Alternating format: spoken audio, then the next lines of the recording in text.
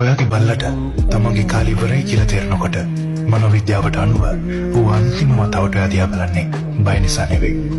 උඩ උණුනේ වාගේ මौन මතක තියාගන්න විතරයි. මොකද ඔයා තමයි ඔගේ මුළු ලෝකෙම උන්නේ. මනෝවිද්‍යාව කියනවා මිනිස්සු වගේ බල්ලෝ මරණයට බය නැහැ. එයාලා අන්නේ මම මැරෙනවා කියලා හිතන්නේ නැහැ. එයාලා හිතන්නේ මම නැති වුණාට ඔයා හොඳින් ඉන්නවා කියලා මම හිතනවා කියලායි. උගේ හදවත ගෑන වේගය අඩු වෙනකොට ඌ එයාදියා බලාගෙන ඉන්නේ සිනාවක්. ඔබ ආරක්ෂිතයි කියලා පෙන්වන යම්කිසි ලකුණක් බලාපොරොත්තු වෙන. මොකද උගේ රාජකාරිය උනේ හැමදාම ජීවත් වෙන එක නෙවෙයි. උගේ වැඩි උනේ වාට ආදරය කරන එක සහ ඔයා ඌ නැතුව හොඳින් ඉඳීවි කියලා සාතික් කරගන්න එකයි. දිවෙලියට දාගෙන කෙල පෙරපුවෙත් එත කට දැන් පොඩ වැහෙනකොට හුස්ම සැහැල් වෙනකොට ඒක යට වේදනාවක් නෙමෙයි. ඒක යට සැනසීමක්. උගේ මොළය ඔක්සිටෝසින් වලින් පිරීලා යනවා.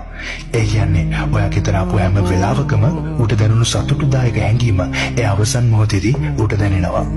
ඒ නිසා ඌ අන්තිමට මැස් පියාගන්නකොට ඌ සමුගන්නේ නැහැ. ඌ කියන්නේ ඔයා මට හොඳම ජීවිතයක් දුන්නා. දැන් මට පුරුදු වෙන්න. ඔයා ඒ ජීවිතේ දිගටම ගත කරනවා කියලා.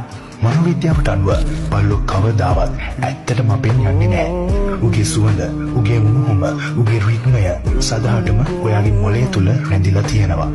ඒකයි සමහර වෙලාවට මහ රැට, මහ පාන්දරට ඔයා ළඟට වෙලා ඉන්නවා කියලා දැනෙන්නේ. මොකද ඔයාගේ හදවතට අත්හරින්න බැරි දේ ඔයාගේ මනසට මතක නිසා. ಚಾಲಿ ನನ್ನ ಎಷ್ಟು ಪ್ರೀತಿ ಮಾಡ್ತೀನಿ ಚಾಲಿ.